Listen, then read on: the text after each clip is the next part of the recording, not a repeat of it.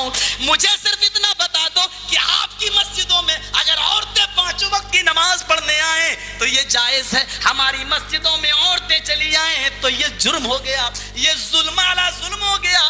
جاؤ, زیادہ دور کی بات نہیں کرتا, دلی کا فون نمبر میرے پاس موجود ہے, یہاں بیٹھے بیٹھے معلوم کر لو کہ عشاء کی نماز میں آج عورتیں آئی تھیں یا نہیں آئی تھیں, جمعے کے دن عورتیں آتی ہیں یا نہیں آتی ہیں. بھوپال کی ایشیائی ادھوری مسجد کا ذرا جائزہ لے لو کہ وہاں عورتیں جاتی ہیں نماز پڑھنے یا نہیں.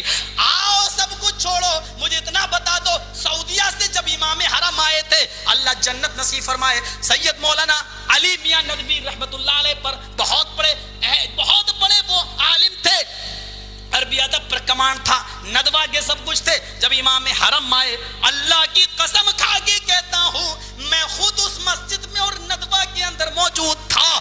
امام حرم سعودیہ سے آئے, لکھنؤ کی اتنی عورتیں دھل گئی ان کے پیچھے نماز پڑھنے کے لیے 2 رکعت کہ پوری ندوہ کی جامع مسجد تنگ پڑ گئی. میرے بھائیوں, اور کوئی منع نہیں کر سکا. مجھے بتاؤ, تمہاری مسجدوں میں عورتیں آئیں تو یہ ظلم نہیں, ہماری مسجدوں میں عورتیں آ جائیں تو عمر کے ہم نافرمان ہو گئے, عمر کے ہم مخالف ہو گئے, ہم خلیفہ کو نہیں مانتے, ہم آہ بھی کرتے ہیں تو ہو جاتے ہیں بدنام, اور تم قتل بھی کرتے ہو تو چرچا نہیں ہوتا.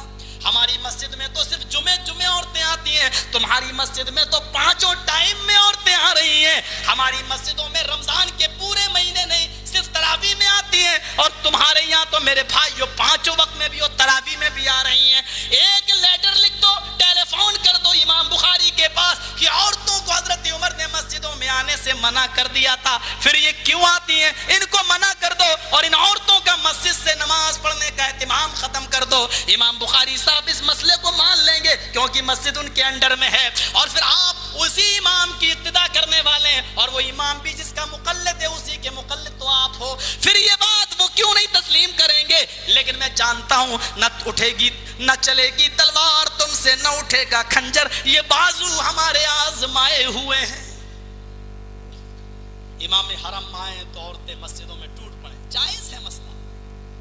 روزانہ جامع مسجد دلی کی نماز پڑھنے آئے عورتیں تو جائز ہے مسئلہ. ہماری مسجد میں عورتیں آ گئی تو پتہ نہیں کیا. بتاؤ مجھے, حضرت ابراہیم علیہ السلام نے اپنی بیوی کو جب اللہ نے حکم دیا تھا تو انہوں نے اس کو کہاں چھوڑا تھا؟ ربنا انی اسکنت من ذریتی بواد غیر ذی زرع عند بیتک المحرم, عند بیتک المحرم, تیرے گھر کے پاس چھوڑا ہے. ابراہیم اپنی بیوی کو مسجد میں چھوڑیں, سجدہ کرنے والی جگہ میں چھوڑیں, اور آپ کہیں کہ عورتیں اتنی گندی ہیں کہ مسجد میں نہ جائیں. آہا میرے بھائیو, حضرت مریم کی کفالت مسجد کے اندر ہو رہی ہے. آہا مسجد کے اندر ہو رہی ہے, اور وہ جو بچہ جنتی ہے حضرت مریم کی ماں, اور اس کے بعد میں کہا سمیتھا, میں نے اس کا نام مریم رکھا, یعنی عورت بھی نام رکھ سکتی ہے, بیوی بھی نام اپنی بیٹی کا رکھ سکتی ہے. یہ مسئلہ ہے اس سے میرے پیارے ساتھیوں. اور اس کے بعد جو ان کی پرورش کر رہا ہے, جو ان کی کفالت کر رہا ہے, وہ مسجد کے اندر کفالت کر رہا ہے, اور آپ کہہ رہے ہیں کہ عورت مسجد کے اندر نہ آئے. ہاں سچ ہے کہ قرآن کو آج پڑھنا چھوڑا, پڑھا ہے تو ترجمہ کرنا چھوڑا, ترجمہ جانتے ہیں تو تشریح و تفسیریں کرنا چھوڑا, بس پڑھتے چلے جا رہے ہیں راجدھانی ایکسپریس کی طرح, اور رکنے کا نام نہیں لیتے کہ کہاں قرآن جانے کا حکم دے رہا ہے, کہاں قرآن جانے سے ہم کو روک رہا ہے. میرے بھائیوں, اللہ کی قسم یقین مانو میں کسی امام کا مخالف نہیں ہوں, ہم اس کی ہر اچھی کوشش کو دل و جان سے قبول کرتے ہیں. ہمیں کوئی مسئلہ بتاؤ. ہمارے اہل حدیث بھائی رکوع کے بعد دعائے قنوت پڑھتے تھے, رکوع کے بعد اٹھتے اور پڑھتے تھے اللہم اہدنی فیمن ہدیت وعافنی فیمن عافیت. میں نے امام شافعی کو پڑھا, لکھا کہ وہ بھی رکوع کے بعد کے قائل ہیں. میں نے امام ابو حنیفہ کو پڑھا, انہوں نے رکوع سے پہلے کو پڑھنے کے قائل ہیں, اگرچہ وہ اللہم اہدنی فیمن ہدیت نے اللہم انا نستعینک ونستغفرک ونتوب الیک اس دعا کے قائل ہیں.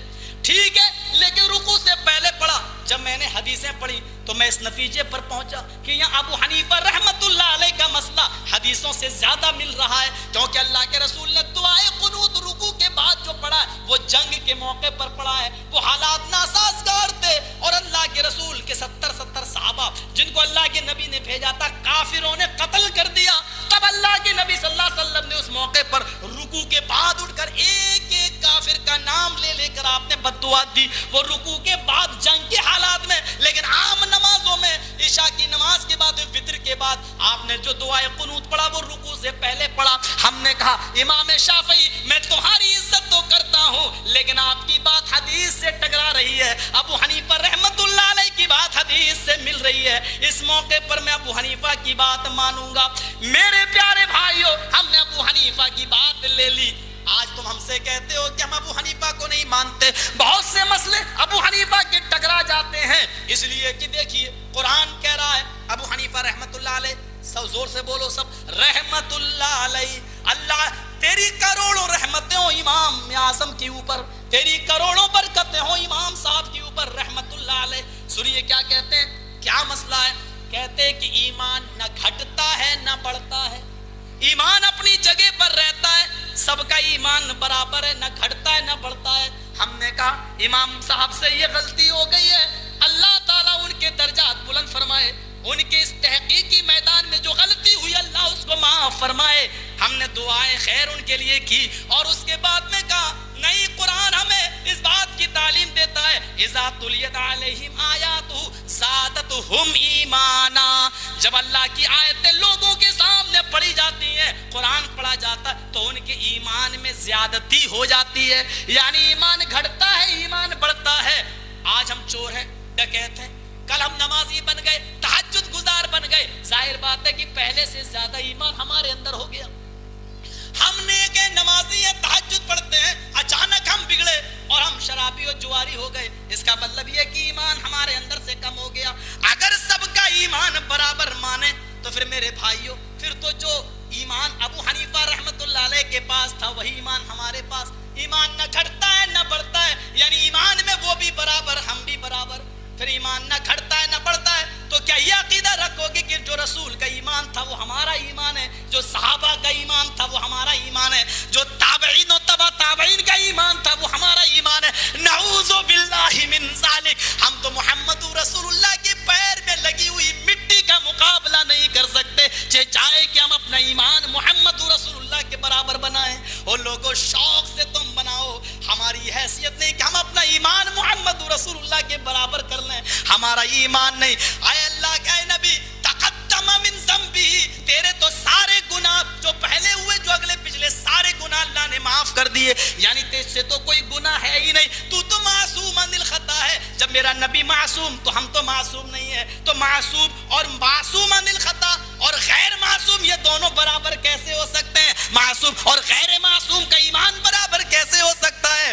یہاں میرے بھائیوں تلوار چل رہی ہے, حضرت خبیب کو سولی کے نیچے لٹکایا گیا ہے, ایک دشمن رسول نے نیزہ نکالا, وہ نیزہ یہاں سے داخل کیا, یہاں پار کر دیا.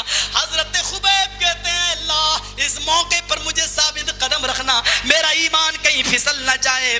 کافروں نے کچوکا لگایا, اے خبیب اب تو اچھا لگ رہا ہوگا, سوچ رہے ہوگے کہ محمد میری جگہ پہ ہوتے اور میں بچ جاتا, وہ مارے جاتے. حضرت خبیب کہتے ہیں اپنی زبان کو اے کافرو لگام دو, تم نہیں جانتے کہ میں کیا سوچ رہا ہوں. تم کہتے ہو محمد مر جائے میں بچ جاؤں, یہ سوچ رہا ہوں. ارے میں تو یہ سوچ رہا ہوں اگر میرے نبی کو میرے سامنے لا کے کھڑا کر دو اور کہہ دو اے خبیب صرف نبی کے پیر میں کانٹا چبھو لینے دے, میں تجھے چھوڑ دوں گا.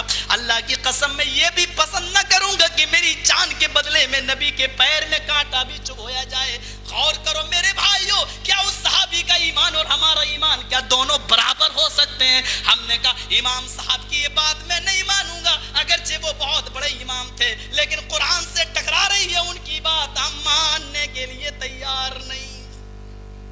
بتاؤ کون سا جرم کر دیا ہم نے؟ بتاؤ, قرآن کی تو حفاظت میں بولا ہوں, مجھے صرف اتنا بتا دو کہ کون سا جرم میں نے کر دیا. میں نے اتنا ہی تو کہا ہے کہ آپ شوہر بیوی کو غسل دے سکتا ہے, انتقال کے بعد بیوی شوہر کو بھی غسل دے سکتی ہے. آپ نے کہا ہنگامہ ہو گیا, میں نے کہا کون سا ہنگامہ ہو گیا؟ تم نے کہا نکاح ٹوٹ جاتا ہے, میں نے کہا حضرت علی نے فاطمہ کو غسل دیا, وہ نکاح کیوں نہیں ٹوٹا؟ ابو بکر کا ان کی بیوی کے ساتھ نکاح کیوں نہیں